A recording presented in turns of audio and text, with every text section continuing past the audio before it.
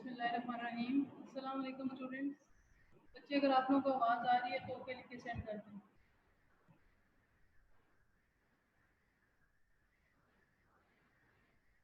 चलिए जी, लेक्चर का बाकायदा आगाज़ करते हैं हम। आज का हमारा टॉपिक है ISDN DSL। बेसिकली ये दो कनेक्शंस हैं, हम ये कह सकते हैं कि दो लाइंस हैं जिनके थ्रू हम या दो कॉन्सेप्ट्स हैं जिनको यूज़ करते हुए जो किसी न किसी वायर को या किसी न किसी नेटवर्क या हम ये कह सकते हैं मीडियम को शो करते हैं, जिनके थ्रू हम इंटरनेट के साथ कनेक्ट हो सकते हैं। इसके बाद हम इंटरनेट की थोड़ी सी हिस्ट्री जो है उसको ब्रीफली देखेंगे और इंशाल्लाह फिर उसके बाद हम देखेंगे कि इंटरनेट के हमारे पास सर्विसेज कौन कौन सी। सबसे पहले हम देख लेते हैं ISDN हमारे पास क्या है। ISDN stands for integrated service digital network. ये हमें as compared to dial up telephone line, जैसे कि पहले पहले जब इंटरनेट स्टार्ट हुआ तो DSL की जो वायर है उसी को मीन की जो सॉरी टेलीफोन की वायर है उसी के थ्रू इंटरनेट को जो है वो एक्सेस किया करते थे। उसके बाद जैसे जैसे इसमें एडवांसमेंट आती गई है तो हमारे पास इसमें न्यू न्यू कनेक्शंस आ रहे हैं, न्यू न्यू टेक्नोलॉजी आ रही है, तो डाटा इस तरह से आसानी से और फास्टली जो है वो ट्रांसफर किया जा सकता है। ये जो ISDN है ये फास्टर हमें स्पीड प्रोवाइड करती है as compared to dial up telephone line. अच्छा, पहले ये जब था डायल अप में ये था कि अगर आप इंटरनेट यूज़ कर रहे हैं तो आप टेलीफोन वगैरह उस तरह से यूज़ नहीं कर सकते थे, फ़ोन कॉल नहीं कर सकते थे। इसके बाद जैसे ही DSL आया और डिफरेंट मीडियम्स हमारे पास आए हैं तो फिर ये आसानी हो गई है कि हम टेलीफोन भी यूज़ कर सकते हैं और साथ में फ़ोन कॉल भी कर सकते हैं और साथ में इंटरनेट भी यूज़ कर सकते हैं। ये स्मॉल बिजनेसेस और होम यूजर के लिए इसको इस्तेमाल किया जाता है।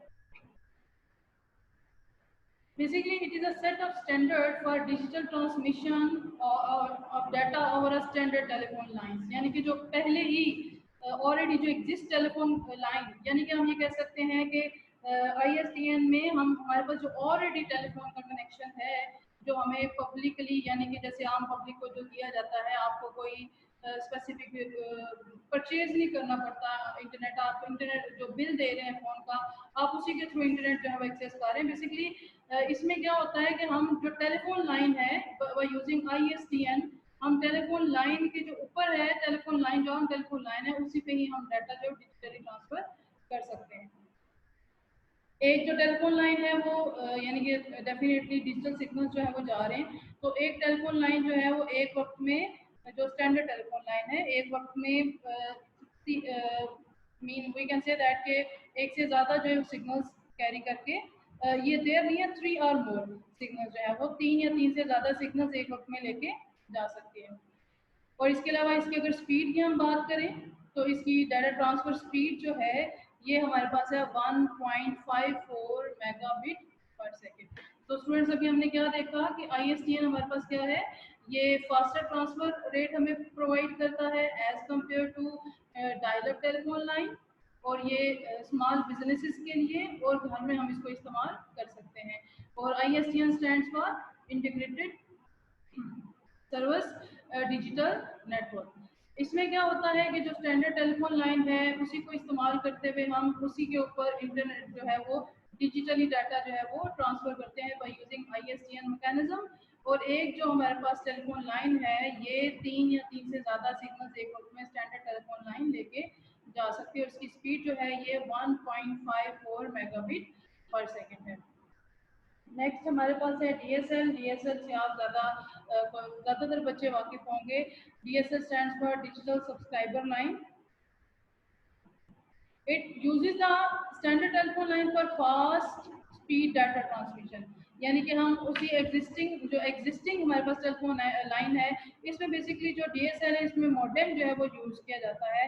जो मॉडेम है बेसिकली मॉडेम जो है ये दो लफ्ज़ों का कॉम्बिनेशन है, मॉड्यूलेशन एंड डीमॉड्यूलेशन। तो होता क्या है कि क्योंकि हमारी जो वायर है या जो तार है ये डिजिटली भी डाटा लेके जा सकती है, लेकिन बेसिकली वो एनालॉग जो है वो हमारे पास डाटा लेके जा रही है, लेकिन कंप्यूटर तो डिजिटली काम कर रहा है। तो मॉडेम क्या करता है कि कंप्यूटर से डाटा लेता है डिजिटल फॉर्म में और उसको इस काबिल बनाता है ताकि तार के ऊपर उसको ट्रांसफ़र किया जा सके। इसको कहते हैं हम मॉड्यूलेशन।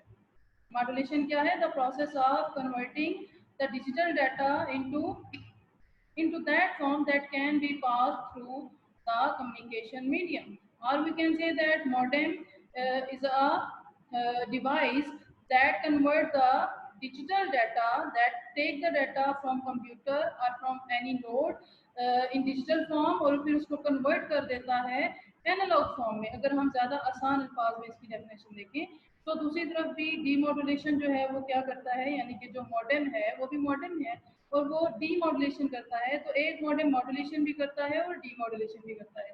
तो जो रिसीवर साइड पे मॉडेम है ये हम बेसिकली थर्ड चैप्टर के अंदर डिटेल से इसको पढ़ेंगे, लेकिन अभी आप इसको डीएसएल को समझना जो वो ज़रूरी है। तो मॉडेम क्या करता है कि वो एनालॉग डाटा जब वो लेगा मीडियम से और उसको फिर डिजिटल फॉर्म में कन्वर्ट कर देगा ताकि जो रिसीवर कंप्यूटर है या जो रिसीवर डिवाइस है उसको आसानी से समझ सके। सो ये क्या करता है? It uses a standard telephone line for fast speed data transmission. DSL जो है आसानी से इसको इंस्टॉल किया जा सकता है और ये हमें higher data transfer rate as compared to ISDN line provide करता है। The user needs to connect to DSL internet service provider. अच्छा, ये आईएसपी जो है इनका बहुत ज़्यादा रोल है, ये हमें इंटरनेट की सर्विसेज प्रोवाइड करते हैं। आईएसपी जो होते हैं ये इंटरनेट सर्विस प्रोवाइडर हमारे पास कंपनीज हैं जो हमें इंटरनेट की फैसिलिटीज़ प्रोवाइड करती हैं।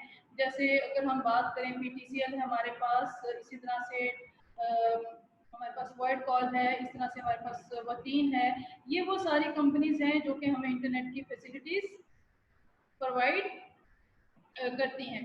सो ये हमें जो है वो डीएसएल का कनेक्शन देते हैं, डिवाइस भी उन्हीं की तरफ से मिलती है, तो हम आसानी से इंटरनेट के साथ कनेक्ट हो सकते हैं।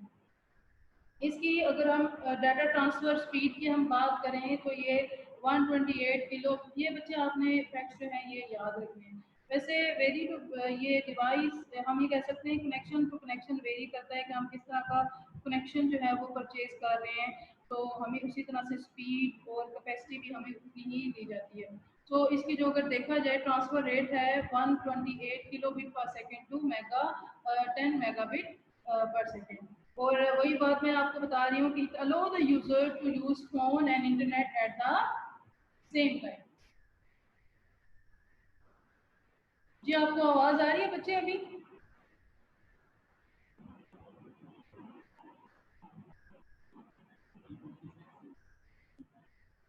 ओके, चलें जी हम, चलें ठीक है, गुड, ठीक है, गुड, शाबाश। नेक्स्ट पढ़ते हैं। हमारे पास इंटरनेट क्या है, आप सब इससे वाकिफ होंगे। इंटरनेट क्या है?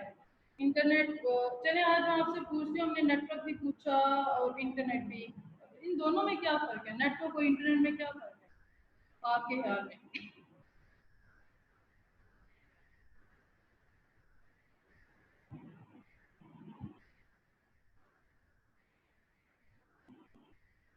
इंटरनेट नेटवर्क भी हमने पढ़ा, नेटवर्क में भी हमने देखा कि जी नेटवर्क जो है ये डिफरेंट डिवाइसेस को कनेक्ट करता है to share information and resources.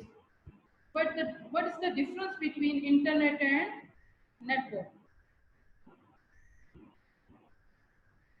कोई आइडिया है आप लोगों को? आप कैसे बता सकते हैं? अगर है तो फिर हम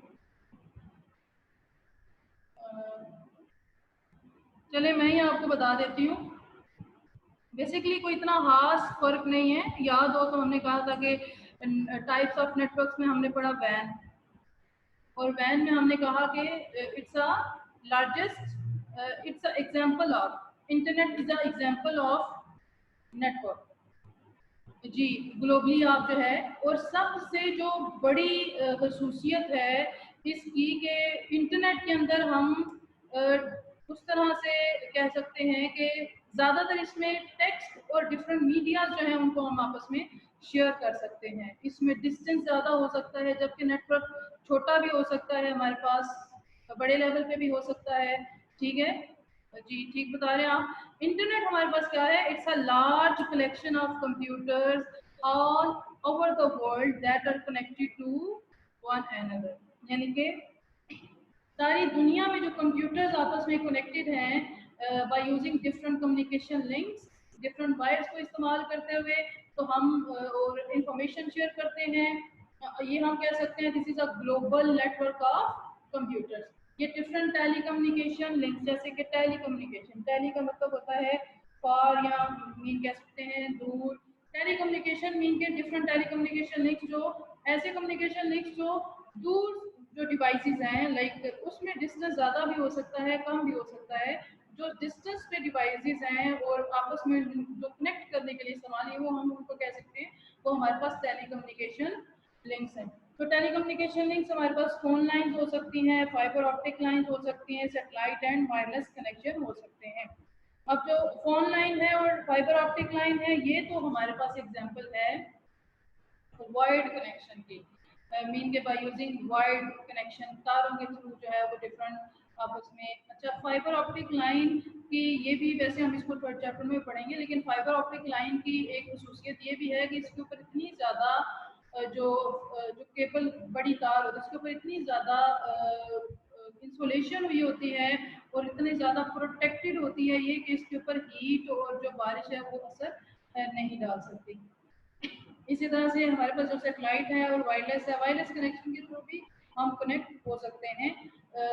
यानी कि इंटरनेट के अंदर जो डिवाइसेस आएंगी वो टेलीफोन लाइन के थ्रू कनेक्ट हो सकती हैं, फाइबर ऑप्टिक लाइंस के थ्रू हो सकती हैं, और सेटेलाइट या डिफरेंट वायरलेस कनेक्शन के थ्रू हो सकते हैं। वायरलेस कनेक्शन में हमारे पास मोबाइल कनेक्शन भी आ जाएगा, इसके अलावा रेडियो, ब्लूटूथ हम ये कह सकते हैं। तो ये वो सारे कनेक्शन होंगे जिनको इस्तेमाल करते हुए हम डाटा एक जगह से दूसरी जगह सेंड कर सकते हैं। अगर आपको याद हो तो हमने पढ़ा था पर्सनल एरिया नेटवर्क, तो उसमें पता है ब्लूटूथ को इस्तेमाल, वो भी तो नेटवर्क ही हमारे पास एक बनता है। तो हम जो इंटरनेट है इसमें भी हमारे पास जो फोन लाइन है, फाइबर ऑप्टिक लाइन है, और सेटेलाइट कनेक्शन जो हमारे पास वायरलेस कनेक्शन है, इनको हम इस्तेमाल कर सकते हैं डाटा ट्रांसफर करने के लिए। इंटरनेट जो है ये इस्तेमाल किया जाता है to find information store on the host और सर्वर कंप्यूटर। अच्छा जी, होस्ट या सर्वर कंप्यूटर्स क्या होते हैं? ज़रा जल्दी से शाबाश मुझे रिप्लाई करें आप लोग, पता चले कि आप लोग लेक्चर सुनते रहे हैं पहले भी और अभी भी आप लोग लेक्चर गौर से सुनते हैं। व्हाट आर द होस्ट और सर्वर कंप्यूटर?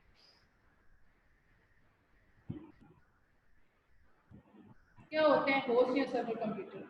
एक एक कोई एक एक उनकी कोई करेक्टरिस्टिक्स बता दें शाबाश। Be active.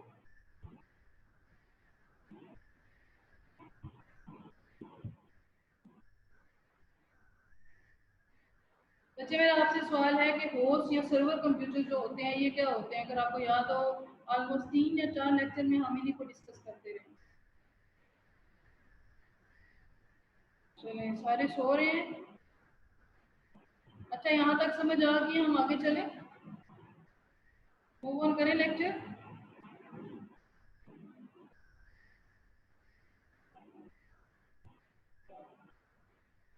No response. जो बाकी कंप्यूटर्स को पावर बिजली देता है बेटा, पावर बिजली घर की बात नहीं हो रही, पावर स्टेशन की हम बात नहीं कर रहे। पावर नहीं कह सकते हम, इंफॉर्मेशन प्रोवाइड करता है।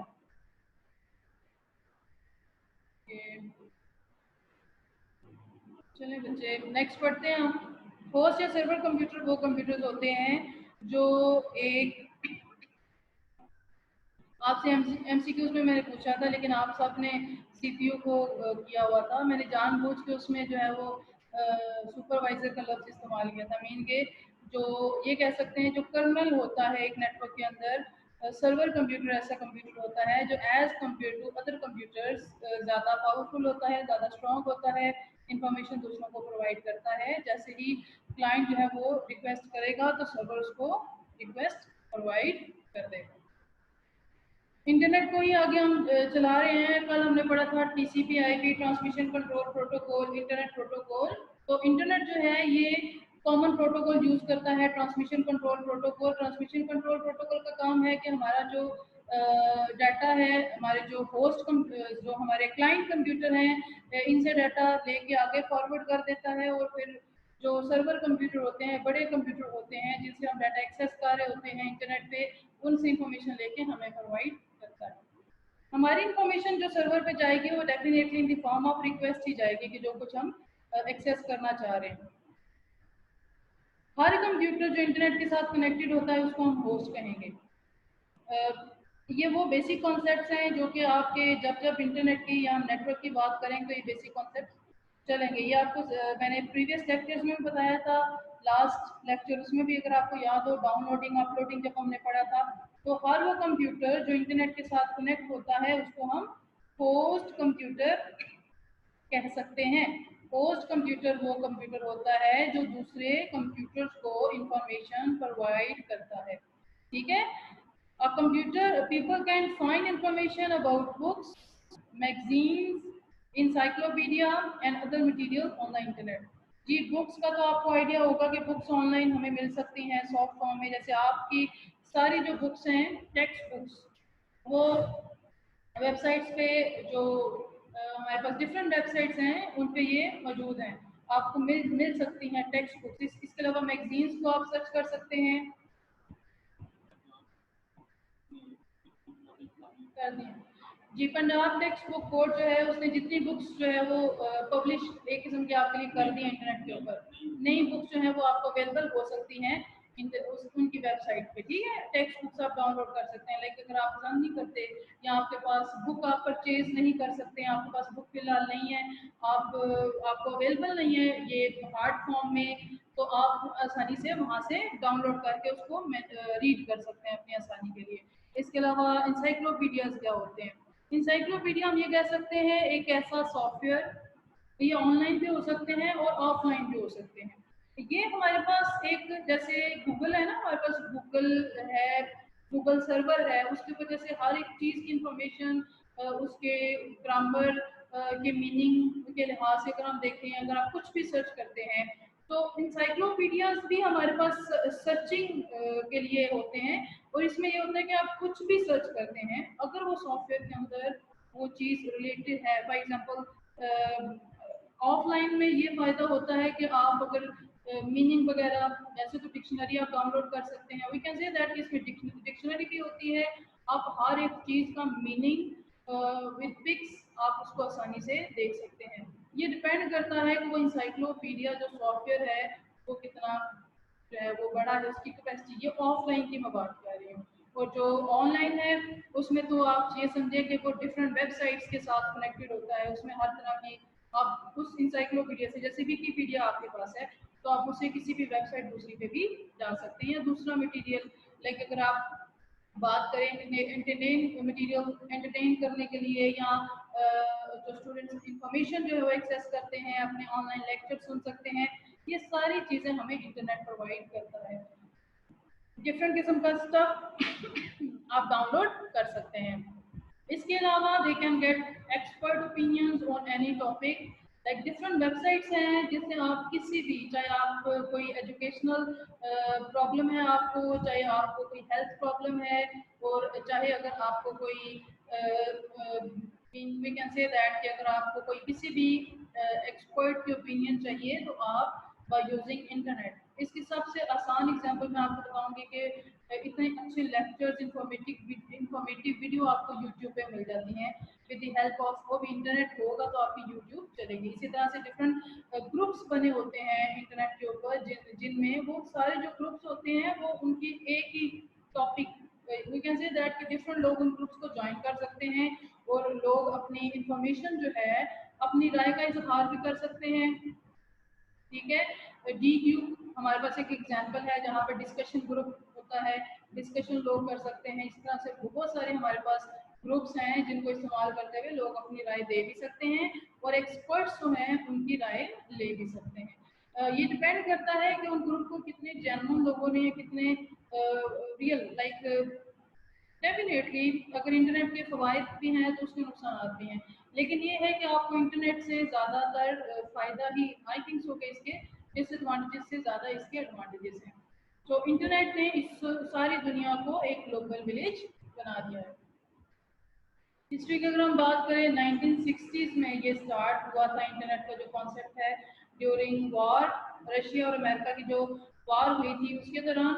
और अमेरिका जब अपनी आर्मी फोर्सेस के साथ कम्युनिकेट करना चाहता था। जैसे कि अब मैं आपको आसान सी बात बताती हूँ कि जो कुछ भी हो रहा है सारी दुनिया उस चीज़ को जानना चाहती है। तब भी डेफिनेटली जो हमारे पास इंटरनेट है, तो एक ऐसा कॉन्सेप्ट बनाया गया कि एक तो ये है कि अमेरिका जो है वो अपनी आर्मी के साथ कम्युनिकेशन कर सके, और दूसरा कि जो हालात और वाक़यात गुजर रहे हैं उसको एक ऐसे प्लेटफॉर्म पे इकट्ठा किया जाए ताकि हर इंसान उसको आसानी से एक्सेस कर सके।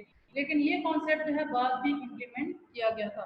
तो बेसिकली जो इसका कॉन्सेप्ट है वो 1960s में, जब रशिया और अमेरिका दरमियान में कोल्ड वॉर थी, तो तब ये इनकी आर्मी ने जो है, अमेरिका ने अपनी आर्मी से कम्युनिकेट करने के लिए 4 कंप्यूटर्स का जो है वो नेटवर्क बनाया था, और इस प्रोजेक्ट को जो है वो हैंड ओवर कर दिया गया था डार्पा के। ठीक है, defence advance research project agency.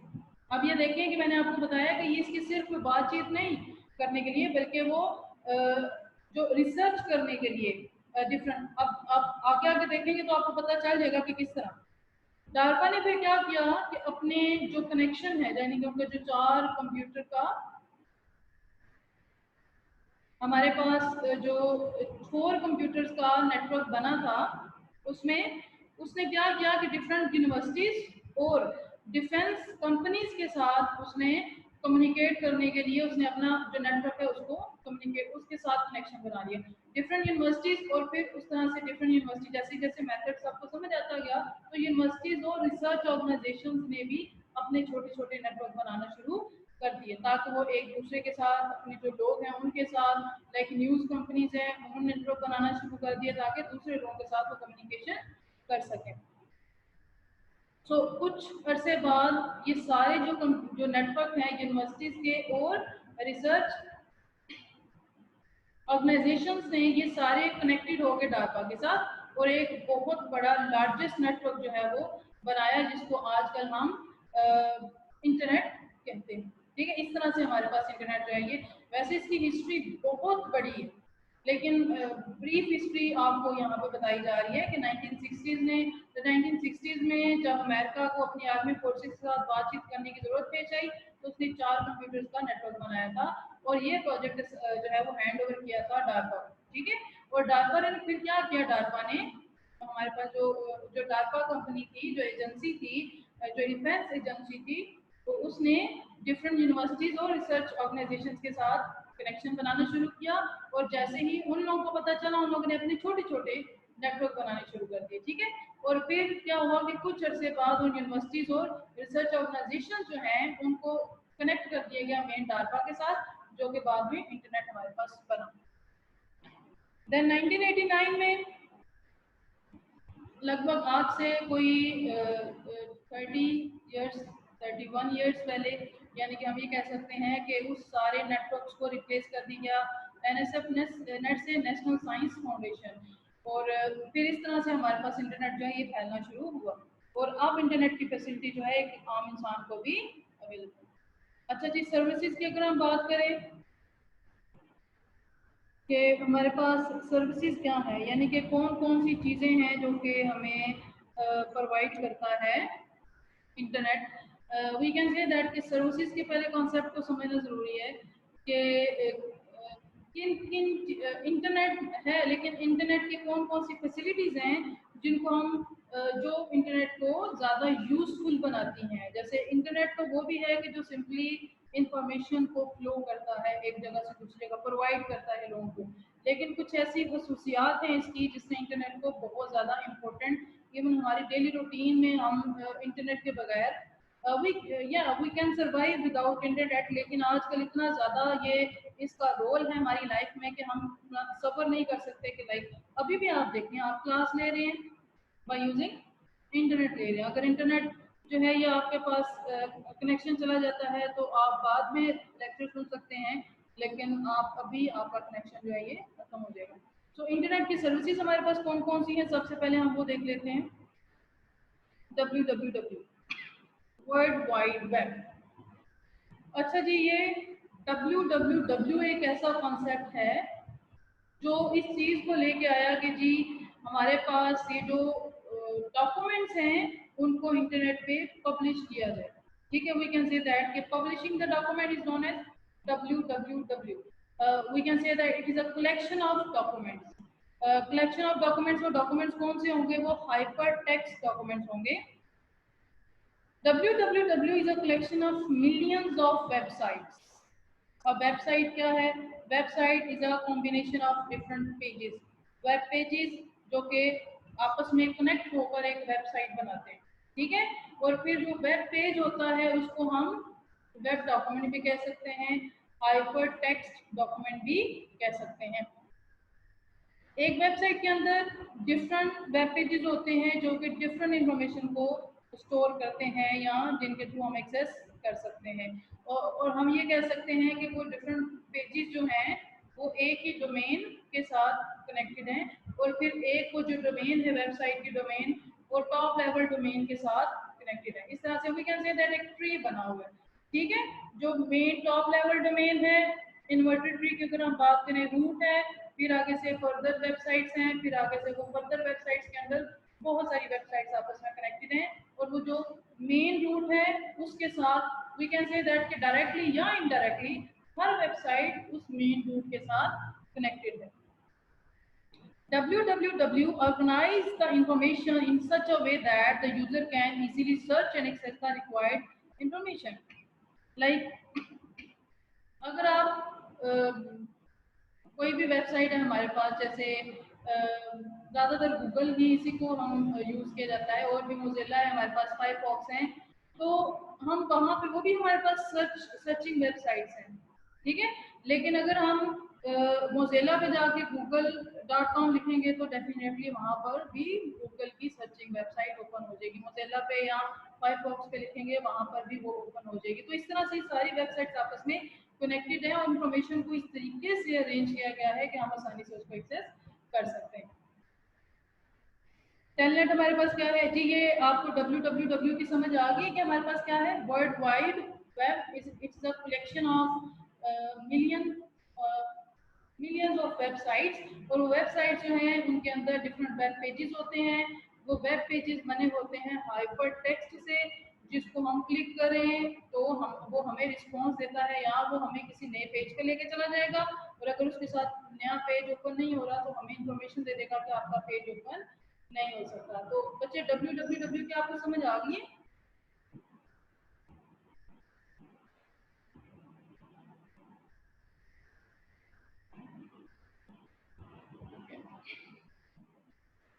Telnet है। टेलनेट हमारे पास एक प्रोग्राम है जो रिमोट कंप्यूटर्स के साथ। अच्छा जी, रिमोट कंप्यूटर्स क्या होते हैं ये मैं आपको पहले बता दूं।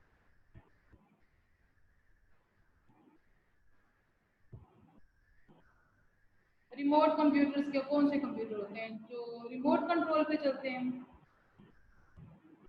नो, ऐसा नहीं है। रिमोट कंप्यूटर, जैसे रिमोट कंट्रोल की अगर हम बात करें कि रिमोट कंप्यूटर जो रिमोट कंट्रोल है वो हमारे पास एक ऐसी डिवाइस है, with the help of remote control हम टीवी को जो है या किसी भी लाइट को, या कोई हमारे पास ट्यूब लाइट है उसको हम हैंडल कर सकते हैं। रिमोट कंप्यूटर बच्चे वो कंप्यूटर होता है जिसको हम दूर से एक्सेस कर सकते हैं, ठीक है। वो हमारे पास कौन सा कंप्यूटर होता है? Remote computer. टेलनेट हमारे पास एक प्रोग्राम है that is used to connect to a remote computer in the internet. एक ऐसा कंप्यूटर, वो जो भी कंप्यूटर जो रिमोट कंप्यूटर के साथ कनेक्ट होता है उसको हम टर्मिनल कहते हैं। इसको मैं बहुत डिटेल से आपको बता चुकी हूँ ऑलरेडी। टर्मिनल कंप्यूटर वो कंप्यूटर होता है जो एक आम कंप्यूटर हमारे पास पर्सनल कंप्यूटर है, वो जैसे ही इंटरनेट के साथ कनेक्ट होता है by using different software, by using different connections, तो एज अ टर्मिनल वो बिहेव करता है। टर्मिनल के मैंने आपको बताया था कि कुछ टर्मिनल ऐसे होते हैं, ज़्यादातर अगर टर्मिनल की अगर हम बात करें, टर्मिनल कंप्यूटर एक ऐसा कंप्यूटर है जो कि कोई भी खुद से फंक्शनिंग परफॉर्म नहीं कर सकता, लेकिन उस कंप्यूटर का हम इस्तेमाल करते हुए उसमें कोई इनपुट डिवाइसेस होती हैं या आउटपुट डिवाइस होती है, कोई एक आउटपुट डिवाइस होगी या इनपुट डिवाइस होगी। तो टर्मिनल कंप्यूटर जो है हमारे पास रिमोट जो हमारे पास सॉरी ये टर्मिनल कंप्यूटर है, इसको इस्तेमाल करते हुए हम डाटा सेंड कर सकते हैं रिक्वेस्ट, या फिर हम डाटा रिसीव जो है वो कर सकते हैं जो हमें रिक्वेस्ट ग्रांट की जाती है। With the help of telnet हम रिमोट कंप्यूटर पे लॉगिन भी हो सकते हैं अपना, और वहाँ पे लॉग आउट भी हो सकते हैं।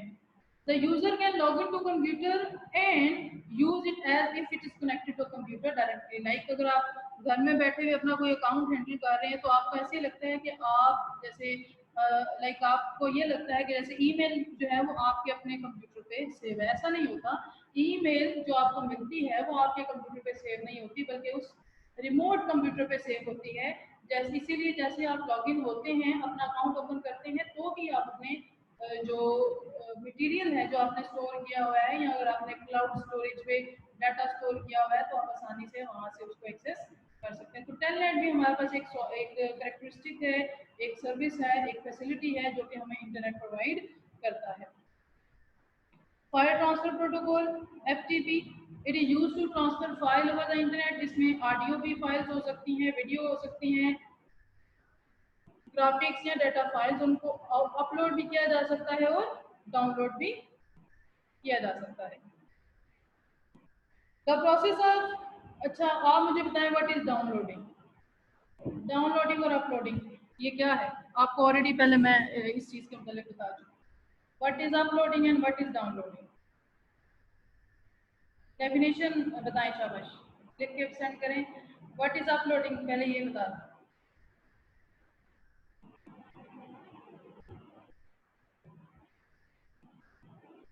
ये स्टूडेंट्स मेरा क्वेश्चन ये है कि what is uploading and what is downloading. जी ठीक है। मीन कि आप जो मुझे भी मैसेज सेंड किया है आपने या टेक्स्ट सेंड किया, ये अपलोडिंग कर रहे हैं आप, अगर हम सेंडिंग की बात करें।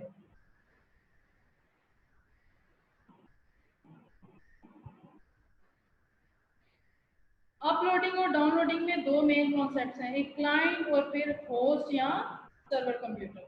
The process of transferring file from server computer to the client computer, it's mean यानी कि सर्वर कंप्यूटर से क्लाइंट कंप्यूटर पे हम लेके आ रहे हैं तो हम कहेंगे कि हम डाउनलोड कर रहे हैं। And the process of transferring data और फाइल डाटा, वो ऑडियो भी हो सकती है, वीडियो भी हो सकती है, ग्राफिक भी हो सकती है, लिखा हुआ टेक्स्ट भी हो सकता है। इस प्रोसेस को सेंड करना या उस फाइल को सेंड करना, प्रोसेसिंग फाइल्स को सेंड करना सर्वर कंप्यूटर से क्लाइंट कंप्यूटर से सर्वर कंप्यूटर पे, तो हम उसको कहेंगे uploading. The process of transferring file from remote computer to local computer is called downloading, and the process of transferring file from local computer to remote computer is called uploading. Different software हैं जो कि इस्तेमाल किए जाते हैं हमारे पास, इसमें Qt FTP है और WS FTP हमारे पे, और बहुत सारे लोड्स ऑफ सॉफ्टवेयर हैं जो कि इस्तेमाल किए जाते हैं इसको अपलोडिंग और डाउनलोडिंग करने के लिए। नेक्स्ट हमारे पास गुफर है, इसको हम देख लेते हैं। Basically this is a menu based system. पहले www से पहले इसको इस्तेमाल किया जाता था, लेकिन अभी भी स्टिल इसके अंदर ये एक ऐसा हम ये कह सकते हैं कि वेब सर्च इंजन है जो कि आपको फैसिलिटी प्रोवाइड करता है डाटा सर्च करने का by using menu. It provides the facilities of searching file and retrieval, यानी कि आप फाइल्स को सर्च भी कर सकते हैं, एक्सेस भी कर सकते हैं with the help of buffer. ठीक है, ये भी एक हमारे पास फैसिलिटी है। और जो रिसोर्सेज हैं इस तरह से ऑर्गेनाइज हुए होते हैं कि हम आसानी से हम उसको बाय यूजिंग इंटरनेट हम आसानी से, हमारे लिए आसान हो गया है कि हम उसको एक्सेस कर सकते हैं। तो ये हमारे पास कुछ रह गई हैं इसकी। ऊपर तक हमारे पास था आज का लेक्चर। कुछ और इसकी सर्विसेज हैं, ईमेल है हमारे पास, और भी बहुत से हमारे पास सर्विसेज हैं जो कि हम इंशाल्लाह कल पढ़ेंगे। और अगर आपका कोई क्वेरी हो, आपकी कोई सवाल हो, आपका कोई क्वेरी हो तो आप मुझसे गूगल क्लासरूम में मैसेज करके मुझे सेंड पूछ सकते हैं। ठीक है, सेंड करके। और कोई आप लोगों को प्रॉब्लम हो इसमें तो मुझसे आप पूछ सकते हैं।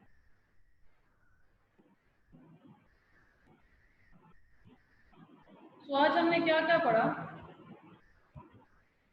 सबसे पहले हमने पढ़ा ISDN, देन DSL। ये छोटे छोटे टॉपिक्स हैं, ये शॉर्ट में आपके पास आ सकते हैं। ठीक है, और इसके अलावा हमने हिस्ट्री ऑफ द इंटरनेट पढ़ा। देन हमारे पास सर्विसेज ऑफ द इंटरनेट, जिसमें से हमने कुछ सर्विसेज पढ़ी हैं, कुछ रह गई, इंशाल्लाह वो हम कल पढ़ेंगे। अपना बहुत सारा ख्याल रखिएगा बच्चे, और दुआ में याद रखिएगा। अल्लाह हाफिज़।